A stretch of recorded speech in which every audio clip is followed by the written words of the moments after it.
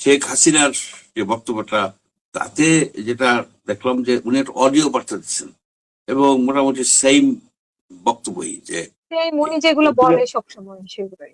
সেগুলি এর থেকে কয়েকটা জিনিস ক্লিয়ার হয়েছে। একটা হচ্ছে যে উনি জীবিত আছেন, আচ্ছা। আর একটা জিনিস হলো উনি পার্টি চিফ আছেন এবং উনি যাতে ওনার পার্টি ভাগ না হয়, ভাগঠাক না হয়ে যায়, সেই জন্য একজন ইয়ে করছে। কিন্তু মিস্টারি রয়ে গেছে, উনি তো একটা ভিডিও বার্তা দিতে পারতেন, ভিডিওতে কথা বলতে পারতেন। এখানে এই এই একটা মানে কি বলবো, সেই মাসুদ রানা সিরিজের মতো অডিও অডিও বার্তা উনি দিলেন। এখন এটা নিয়ে অনেক কাহিনী হবে, অডিও বার্তা দিলেন কেন, এটা কি এআই জেনারেটেড কিনা, উনি কি অনেক আগেই মারা গেছেন, এখন এটা এআই জেনারেটেড কিনা, ইসরায়েলের মাধ্যমে কিছু একটা, আহ, এইসব না করে উনি ওপেনলি বলতে পারতো, এই ভিডিও বার্তায় বলতে পারতো যে আমি আসতে চাই। এবং উনি যে আসতে চাবেন, এইটার ভিতরে কোনো কৃত্রিমতা নাই, ন্যাচারালি ওনার দেশ, উনি এই দেশে জন্মগ্রহণ করছেন, দেশে রয়েছেন, উনি তো আসতে চাইবেনই। কিন্তু পারিপার্শ্বিক যে অবস্থা, সেই অবস্থায় তো ওনার আসার মতো কোনো এ নাই, মানে সম্ভাবনা পরিস্থিতি নেই। নাই।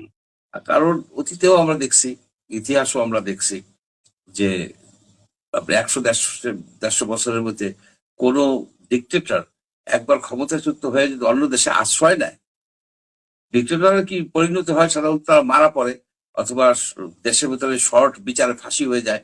কিন্তু যারা সরে যেতে পারে, আমি বলি না যে উনি পালাইছেন, ওনাকে তো অ্যারেঞ্জমেন্টের মাধ্যমেই ভারত এবং বাংলাদেশ সরকার, সেই তৎকালীন সরকারের মাধ্যমে উনি চলে গেছেন, প্লেনে করে চলে গেছেন। এখন ওনার আসার সম্ভাবনা আহ নাই বললেই চলে, কারণ এই পর্যন্ত কেউ আসতে পারেনি। আপনি মার্কোস বলেন, আপনার এই দুবালিয়ার বলেন, আপনার দুবালিয়ার ফেরত গেছে 25 বছর পরে, সেখানে এখন জেলে সে এই হাইতিতে। আপনার ইদি আমিন বলেন, আমি অনেক ডিক্টেটরের নাম বলতে সর্বশেষ পারবো। সর্বশেষ ভাই মঞ্জুর ভাই, পারভেজ মোশাররফের কথা বলেন না কেন? পাশে দুবাইতে গেল, সে কি দেশে ফেরত আসতে পারছিল? না, পারে না, পারে না কেন? না পারার মেইন কারণ হচ্ছে কি, যারা ডিক্টেটর হয়ে যায় তাদের ক্ষমতার ভিত্তি থাকে মিলিটারি, তারপরে গোয়েন্দা বাহিনী, পুলিশ, আনসার, প্যারামিলিটারি, এদের উপর ভিত্তি।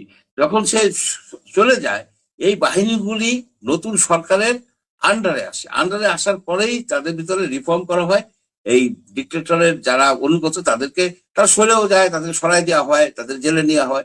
তাই হচ্ছে ইউনূস সাহেবের আমলে। ইউনূস সাহেবের পরে আসছে বিএনপি সরকার, আসার পরে আপনি বলেন মিলিটারি বলেন, পুলিশ বলেন, ডিজিএফআই বলেন, যেখানেই বলেন, সেখানে তো শেখ হাসিনার অনুগত কিংবা আওয়ামী লীগের হুম।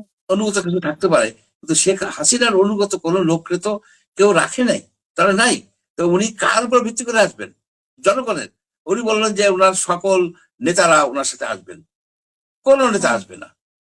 কোন নেতাদের, যত বড় বড় নেতা, তারা তো তাদের পরিবার পরিজন নিয়ে গেছে, তারা তার পরিবার পরিজন দুবাইতে, ইন্ডিয়াতে রাইখা বাংলাদেশে ঢুকবে, সাথে সাথে জেলে যাবে।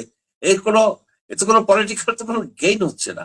পলিটিক্যাল গেইন হইতো যদি ওনারা কোনো না কোনো প্রকারে যদি ইলেকশনে অংশগ্রহণ করতেন, তাহলে আওয়ামী লীগের একটা আহ একটা রাজনৈতিক শক্তি হিসেবে, ছোট হইলেও একটা শক্তি হিসাবে টিকে থাকতে পারতো।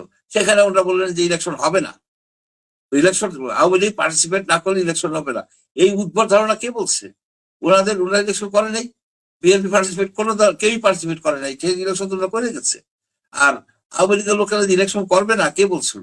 আওয়ামী লীগের লোকজন বিএনপির সাথে সাথে ইলেকশন করছে, বিএনপি ভোট দিছে, জামাতকে ভোট দিছে, তারা পার্টিসিপেট করছে, মোস্টলি তারা পার্টিসিপেট করছে। এইখানে এই যে পলিটিক্যাল ভুল, এখন এইসব করে কি হচ্ছে যে এই যে গ্রামে গঞ্জে নিরীহ যেসব আওয়ামী লীগের লোক আছে তাদের উপরে একটা মানে তাদের উপরে কিন্তু বেশ চাপ সৃষ্টি হচ্ছে, পুলিশের চাপ, বিএনপির চাপ, জামাতের চাপ। কি দরকার? এগুলি না করে লং টার্মই নাও, তুমি আওয়ামী লীগকে পুনর্গঠন করো। পুরাতন যেসব কমিটি মেম্বার আছে তারা তো আর পলিটিক্যাল লোক না। যেমন যুবলীগের লাস্ট কমিটি ধরেন, আমি লাস্ট কমিটির কথা, কোন কমিটি রাজনৈতিক ভাবে হয়েছে, কমিটি ফর্ম হয়েছে? সব টাকা দিয়ে কমিটি করছে, সবাই টাকা দিয়ে কমিটি। ছাত্রলীগের তো দেখেন, এই যে আমরা শুনি না, এই যে কি সাদিক সাদিক, এরা এরা টাকা দিয়ে পোস্ট কিনছে না, এগুলি কি পলিটিক্যাল? এগুলো সব বাদ দিয়া যদি যেসব আওয়ামী লীগার আছে যাদের ভিতরে, যাদের অপরাধের সাথে জড়িত না, তাদেরকে আওয়ামী লীগ চালানোর সুযোগ দেওয়া হোক।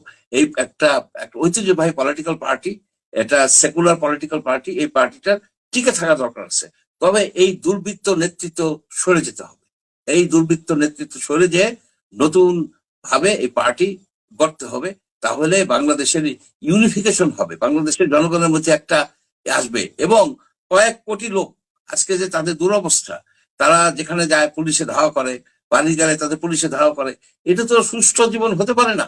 আপনার লক্ষ লক্ষ কোটি কোটি আওয়ামী লীগের লোকজন তো আর অপরাধী না, তারা ভোট দিচ্ছে, তাদের তাদের রাইট ছিল ভোট দেওয়ার, এখনো তাদের রাইট আছে ভোট দেওয়ার। এই রাইট তো আপনারা নিতে পারেন না। আপনি কি যে জুলাই চেতনায় বলেন কারো পলিটিক্যাল অধিকার কায়দে নেওয়ার, একটা জনগোষ্ঠীর পলিটিক্যাল অধিকার কায়দে নেওয়ার কোনো আপনার ক্ষমতা দেওয়া হয় নাই। আপনি কার অধিকার নিতে পারেন? যে দুর্নীতি করছে, যে অপরাধ করছে, যে খুন করছে, তাদেরকে আপনি প্রসিকিউট করবেন। দরকার হলে এই দুদকের আইনকে, এই যে দুদকের আইনকে আপনি চেঞ্জ করবেন, আপনি অত্যাধিক দিয়ে চেঞ্জ করেন। শর্ট এই মিলিটারি রুলে করা হয় নাই। আপনার এরশাদের আমলে অনেকের জেল দেওয়া হয়েছে, 30 ইয়ার জেল দেওয়া হয়েছে, এটা আপিলই করতে পারে নাই কেউ তার বিরুদ্ধে। এখন দরকার হচ্ছে ওইরকম মিলিটারি ট্রাইব্যুনাল, কিন্তু সেটা তো আমরা চাই না। আমরা চাই যে সিভিল ট্রাইব্যুনাল হোক, এই মাসের পর মাস, বছরের পর বছর না ঘুরে যেগুলো অপরাধ করছে সবাই জানে। আপনি একজন ইউনোকে জিজ্ঞেস করেন যে এইখানে কারা কারা এই চুরি চামারি করছে, কারা বালি চুরি করছে, এখনো করে, কারা মাটি চুরি করছে, কারা আপনার এই ভূমি দখল করছে, যা কারা টেন্ডারবাজি করছে, এগুলির নাম, এগুলি তো বেশি না, যেগুলি করছে সেগুলিকে আটকান, সেগুলি আটকাবেন না। আপনি এদেরকে শাস্তি দিবেন না, আপনি শাস্তি দিবেন সাধারণ লোকজনকে। সেজন্য আমি বলি যে বাংলাদেশের সামনে একটা ক্রান্তিকাল, কারণ আমাদের এমন একটা বিরোধী দল যারা বুঝে না যে বিদেশি রাষ্ট্রদূত, রাষ্ট্রপতির সামনে এই মব করা যায় না, এরা বুঝে না। এরা একটা দল কেবল ক্ষমতায় আসছে 5-6 মাস হয়েছে, তাদেরকে তারা কি 1 ঘন্টার মধ্যে ফেলাই দেবে। এটা তো ফ্যাসিবাদী কথা। এটা ইলেকশন করা হচ্ছে কি ফেলাই দেওয়ার জন্য নাকি?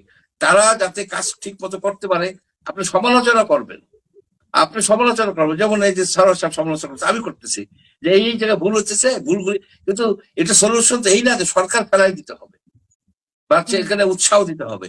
জনগণে অনাস্থার সৃষ্টি করতেছে এরা, এদেরকে বোঝানো দরকার যে দেখেন আমরা বহু কষ্ট করে একটা ডিক্টেটরের হাত থেকে আপনার একটা গণতান্ত্রিক প্রক্রিয়ার মধ্যে ঢুকছি, এটাকে আমরা ধ্বংস করেন না। এটাকে ধ্বংস করলে বাংলাদেশ পিছিয়ে যাবে, অনেক পিছিয়ে যাবে। বাংলাদেশ অলরেডি পিছিয়ে গেছে, লক্ষ লক্ষ লোক বেকার। এই যে ফুটপাতে এই লোকগুলি কেন বৃষ্টির মধ্যে রোদ্রের মধ্যে করে, তাদের কোনো কাজ নাই। আপনি ফ্যামিলি কার্ড দেন, আপনি কেন বেকার কার্ড দেন না? কেন বেকার ভাতা দেন? বেকারদের তো কোনো কোথাও যাওয়ার কোনো জায়গা নাই। ফ্যামিলি তো হাজবেন্ড আছে, ওয়াইফ আছে, একে অপরের সাথে আপনার সহযোগিতা করতে পারে। একটা বেকার ছেলে 5 বছর ধরে বেকার, 3 বছর ধরে, আপনারা তো জব ক্রিয়েট করতে পারতেছেন না। আপনি 6 মাস আছেন, পারবেনও না সহজে, কিন্তু চেষ্টা তো করতে হবে, উদ্যোগ নিতে হবে কিভাবে চাকরি সৃষ্টি করা যায়, that should be the first thing.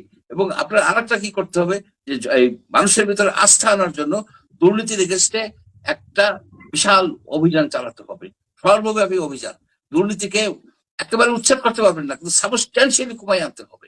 তার জন্য যে যা কিছু করা দরকার সেগুলির কোন রকমের উদ্যোগ আমি এই সরকারে এখনো দেখি না।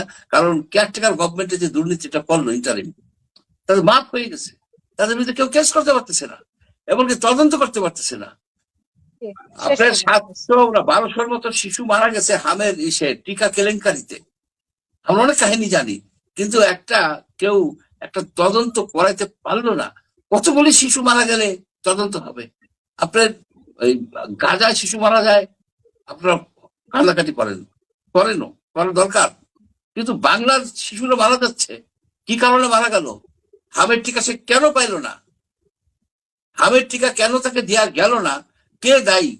এই জিনিস আমরা জানতে পারবো না কেন। আমি এটা প্রতিবাদ করি। আমি মনে করি কি যদি এটাকে ধামাচাপা দেওয়া হয় তাহলে বুঝতে হবে এই সরকার একেবারে নতুন জানু সরকার, কোথাও তার হাত পা বাইন্ধে ফেলেছে। কারা বাইন্ধে ফেলেছে? আমরা তখন বুঝতে পারবো। ধন্যবাদ।